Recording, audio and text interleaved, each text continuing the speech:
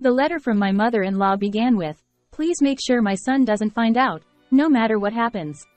It arrived a week after her passing. My mother-in-law had always bullied me since I married her son. I wondered why she had any business with me now. However, as I read on, I discovered her unexpected true feelings.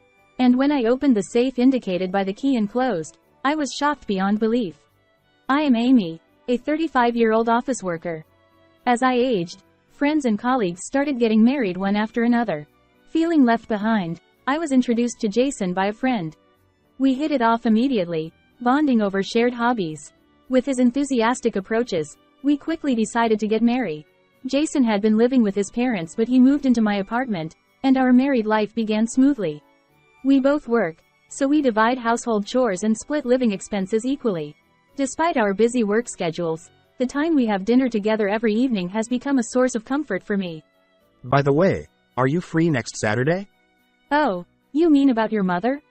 The moment that topic came up, the warmth of the meal seemed to vanish instantly. It was like the atmosphere turned cold all of a sudden. Apparently, my reaction was evident as Jason immediately furrowed his brows. Sorry about that. I didn't mean to make you feel uncomfortable about my mom. No worries, Jason. While putting on a calm facade, I couldn't help but let out a deep sigh internally. His parents' house is nearby, and his father passed away before our marriage, leaving his mother living alone. However, my relationship with her was far from pleasant. Are you really 35 years old? You still lack manners. What kind of upbringing did your parents give you? My John is much more well-behaved. During our marriage introduction, I spilled tea due to nervousness, and my mother-in-law mocked me while petting her dog. You are not suitable for Jason. I am against this marriage. With such words, she left me feeling hopeless. However, Jason said, No matter what Mom says, I will marry her. I love Amy. He boldly declared in front of his mother, and I was deeply moved by Jason's words. Despite his mother's objections, we got married. However, my relationship with her, which I had been worried about, began to significantly affect my newlywed life. Jason is pitiful to have a daughter-in-law like Amy. I will educate her properly, so come over to our house on your day off. My mother-in-law started summoning me to their house almost every week with such remarks. Jason came together, but he'd disappear into another room to sort through his father's belongings and leave me alone with my mother-in-law. And she would assign me household chores, nitpicking at everything I did. Amy, the kitchen is dirty. Oh, I was just about to clean it up. The seasoning in the stew you made is too strong. It doesn't taste good. How many times do I have to tell you? John was much easier to raise. I'm sorry. Absolutely useless. Not young or pretty either. What did Jason see in you to marry you? Her relentless criticism wore me down gradually. Don't worry. Mom just doesn't see how great you are yet. I'll protect you, so don't worry. His reassuring words on the way back from his parents' house always saved me. So, I tried to repair the relationship with my mother-in-law by visiting her alone on weekends. However, her attitude remained stubborn. I tried to keep a brave face, forcing a clumsy smile. Would you like to live together? Our apartment allows pets. Live together? No thanks. I'm with my dog, so it's better to live alone. Her words made me bite my lip in frustration as she petted her golden retriever. I had invited her to live together several times, but she refused every time, due to my existence. From the perspective of outsiders, it must have seemed like a very strained relationship between a daughter-in-law and a mother-in-law. At first, I tried to make it work. However, no matter how much I tried to reach out, my mother-in-law's cold attitude only escalated. Despite my efforts to improve myself, I realized that I was simply being bullied by my mother-in-law. Women like you are a disgrace to our family. Just divorce and leave. When she started saying that, I reached my limit. I began to despise my mother-in-law, reducing my visits to her house and maintaining a superficial relationship with her.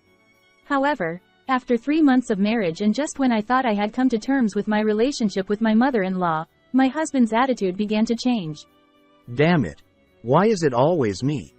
It seemed that he was having trouble at work. For some reason, he started taking out his frustration on me and things around the house. One day, after ending a call with his boss, he suddenly slammed the mugs we bought together during our dating days onto the floor, shattering them into pieces with a loud crash. As I picked up the broken fragments, I couldn't help but sigh. Oh, why did things have to turn out like this? Where is the kind-hearted him? Lately, Jason's outbursts have become a daily occurrence. The first time I witnessed his behavior made me paralyzed with fear and unable to move. Music boxes bought during our dates and baccarat glasses worth $700 were destroyed. However, I couldn't say anything back. Because when I had confronted him about his behavior before, I had been kicked out of the house. I had to wait for Jason to open the door that he slammed shut, pounding on it. The fear from that moment lingered in my mind, and I simply endured in silence until the storm passed. Huh, this isn't fun. I'm going shopping to blow off some steam. Wait, you're going out again? Didn't you go yesterday and the day before? Shut up. Stop nagging me all the time. But, you haven't given me this month's living expenses yet. I already spent that stuff ages ago. Even the part of his salary that he used to give me at the beginning of our marriage was now being spent entirely on his hobby of collecting designer goods, and it puts our finances in a precarious state. Since Jason had lived with his parents before, he had been spoiled by them and had no sense of financial responsibility. After marriage, I explained that life costs money, but it didn't seem to resonate with my spoiled husband. Instead of relying on me for living expenses, go earn more money yourself. How useless you are. He yelled at me strongly, stormed out of the messy living room, and didn't come back that day. He left me alone, and as I tidied up the room, I found myself shedding tears. I never knew he was like this. I regretted my lack of judgment in choosing a partner, but it was too late to dwell on it now. I hoped to have a proper conversation with my husband and make things better, but I didn't even feel like I could suggest that. Even if I wanted to talk to someone, my closest confidant was my mother-in-law, so she probably wouldn't listen. I felt lost, so despite it being early in our marriage, I found myself considering divorce already. However, just as I began to think about it, an incident occurred. What? My mother-in-law? Seeing the message from Jason during work, I immediately left the office. It was because my mother-in-law, who had been happily walking John just a few days ago, had suddenly passed away. I couldn't get along with my mother-in-law until the end. Although I loathed my mother-in-law, I realized that she was no longer there, and it filled me with sadness and regret, and wondering if there was something more I could have done. When I arrived at the hospital, my husband was by my mother-in-law's side, visibly shaking. She had slipped on the stairs, hitting her head hard, resulting in her passing away. Instead of Jason, who was overwhelmed by the sudden turn of events, unable to do anything, and left all the funeral arrangements to me. I took on the responsibility of organizing the funeral as a form of atonement, both for Jason and for my late mother-in-law. I tirelessly worked through the wake and the funeral day, while Jason merely delivered the eulogy. During the funeral, amid the chants of the Buddhist priest, he seemed drowsy, dozing off intermittently. Despite this, he engaged in unnecessary chatter with his maternal relatives, mentioning the strained relationship between me and my mother-in-law. Consequently, I endured the cold stares from those around me, spending agonizing hours, so I couldn't properly bid farewell to my mother-in-law. Then, the day after my mother-in-law's funeral. Divorce me. What? Still unable to accept my mother-in-law's passing, my husband suddenly handed me divorce papers. I only married you for the money, Amy. But now that my mom's inheritance is coming in, I don't need you anymore. I couldn't hide my shock and disbelief at this matter-of-fact revelation. You never cared about me? You said you loved me. Huh? That was obviously a lie. Who would marry an ugly old hag like you out of love? That's cruel. Cruel? Look who's talking. Thought you had a stash of cash saved up since you're past your prime, but turns out you're not that loaded. Plus, you're stingy. I've been fooled by you completely. He glared at me as if I were something repulsive. His words were so shocking that I could only stand there, deeply wounded. Then, sign this and mail it to my parents' place. I'm outta here. He thrust the divorce papers at me, walked out of the apartment, and never returned. Left abruptly alone, I couldn't make sense of my feelings. Before I knew it, tears were streaming down uncontrollably. It has been a week since my mother-in-law's funeral. Besides the absence of my husband, life had returned to its usual routine, and I resumed work at the office. The busyness of work helped me forget unpleasant things. Amidst those busy days, I was contemplating divorce from him positively. It feels like there has been nothing but hardship, but let's forget everything and start over. However, Right after making that determination, something happened. One day, when I got home from work, I found a letter in the mailbox. Confirming the sender, I involuntarily held my breath. A letter from my mother-in-law. And it's addressed to me? Surprised that it was sent to me rather than her son, Jason, with a specified date, I opened the envelope nervously. No way, could something like this really happen? As I scanned the letter, I trembled with fear due to its shocking contents. Please make sure my son doesn't find out. The letter started with such a statement, and its contents were so shocking that it made me want to cover my eyes. There was a key in the envelope. Additionally, an address of a certain place was written, so I immediately rushed out of the house towards the specified location. It turned out to be a bank safe deposit box. And what awaited me as I opened the safe using the password and key written in the letter was a surprising revelation. It seems like what's written in the letter is true after all. In order to do that, I need to obtain evidence. To obtain what my mother-in-law had left behind, I visited my mother-in-law's home. What is it? Did you bring the divorce papers? I'll send them later. But more importantly, I came to check on John's condition. Since John had lost his master, he was sitting forlornly in my mother-in-law's room. But as soon as he noticed me, he rushed over, wagging his tail vigorously. It seemed he hadn't been taken care of properly and his fur was in bad condition. Can I take him home with me? Since the letter from my mother-in-law also said, Please take care of John. I asked Jason. That's perfect. I was planning to dump him in a mountain later. Then, can I take John's toilet and toys with me? Suppressing my rising anger, I asked and Jason happily agreed. Sure, consider it a part of a gift. Take everything. While I was loading John's belongings into the car, I discreetly collected the evidence hidden by my mother-in-law and left her home. I immediately examined it after I came back home, and I was faced with the reason for her sudden death and once again, tears overwhelmed me.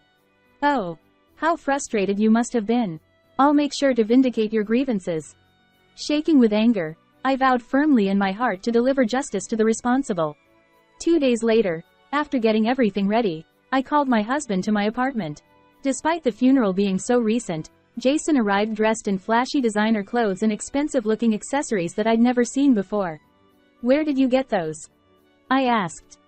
Oh, it's from my mom's savings. His words ignited a surge of anger within me.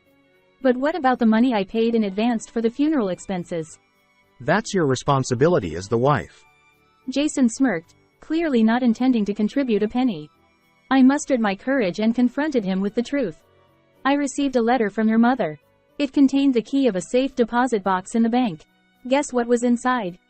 Suddenly, Jason's arrogant demeanor disappeared and was replaced by a look of concern.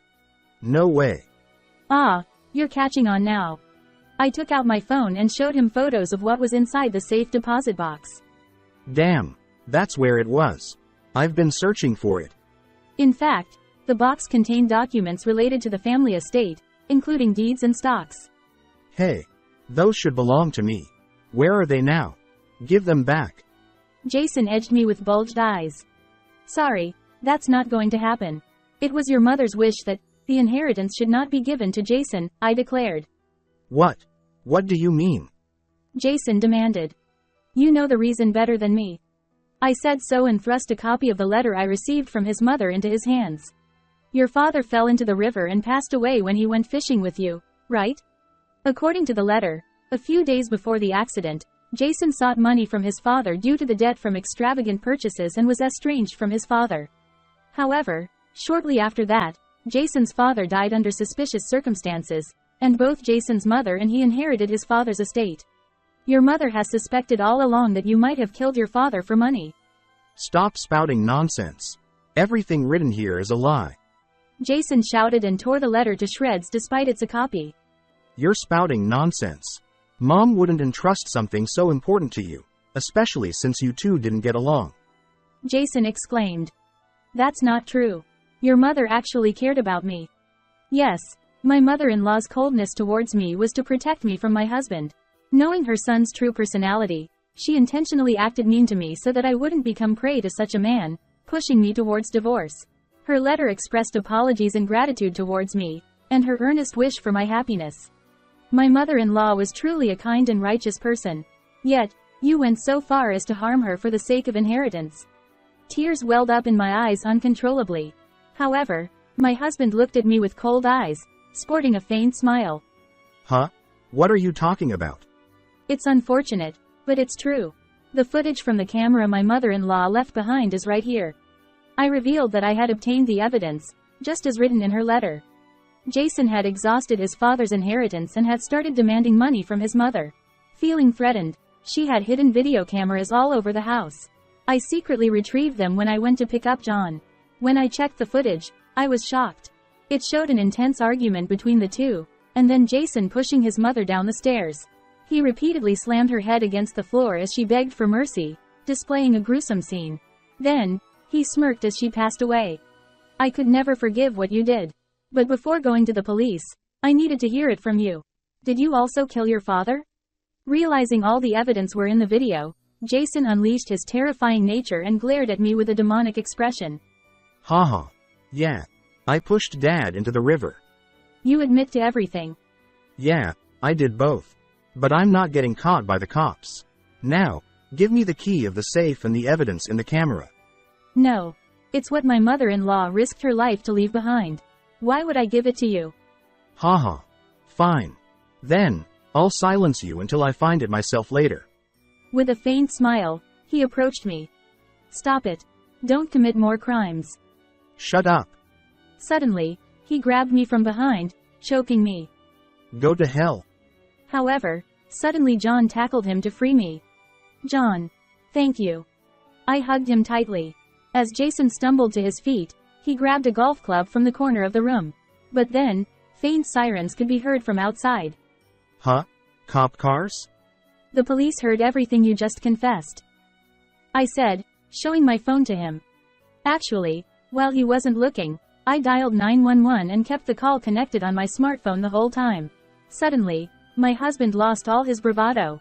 He dropped the golf club and fell to his knees, his face turning pale. Amy, please, tell them it was a mistake. My life will be over if it goes on. After taking the lives of your own parents, it's too late for regrets now. Besides, I secretly installed hidden cameras in this room too. I'll hand those over to the police as evidence. No. I finally got my hands on the money. I don't want to be caught. He then started crying loudly like an unruly child, but I couldn't sympathize with such a sight. I handed over all the evidence and my husband to the police and watched them leave with John. Afterward, Jason's series of crimes were confirmed, and he went to prison. He'll never come out again. Our divorce went through smoothly, and I claimed $30,000 as compensation and the funeral expenses I had paid up front for my mother-in-law from him, through a lawyer. According to the will found in the safe, my mother-in-law's estate went to her relatives. Surprisingly, she left instructions in her will to give money to John and me as well, and I received the money from her relatives along with their apologies. After everything was settled, I visited the graves of my in-laws to report back, and it felt like I heard my late mother-in-law's voice saying, "Thank you," from heaven. I will continue to live happily with my dear family, John, from now on. How did you like this video? Please subscribe to my channel. See you in the next video.